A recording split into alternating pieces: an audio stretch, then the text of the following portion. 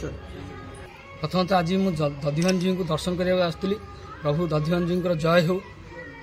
Bharatiya Janata party मते प्रार्थी कर भारतीय जनता पार्टी समस्त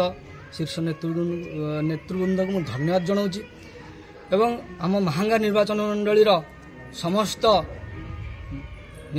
समस्त अधिवासी को प्रणाम जनाऊँगी और आशीर्वाद कामना करछि सेमाने आमको आशीर्वाद करी भारतीय जनता पार्टी को विजय करंतु। आमर आगुरी संगठन अच्छी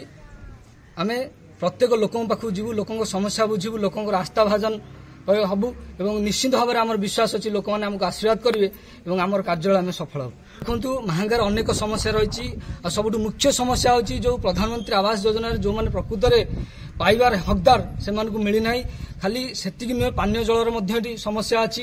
एटी आपण यदि देखिए सबु प्रकार दुर्नीति एटी दलीय आधार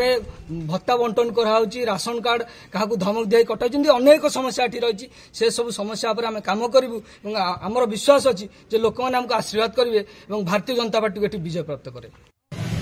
देखो आम विगत बहुत वर्ष देखी आसुँ जो भाई शासन चलती महांगारे जो भाई दुर्नीति चारिआडू घेरी रही तो प्रथम थर पर आम सुमंत घड़ई को जड़े स्वच्छ राजनीतिज्ञ हिसाब से पाया पाऊँ जड़े समाजसेवी हिसाब से पाया चाहूँ राजनीति गोटे मध्यम से आपणई समाज सेवा करने एवं यह बहुत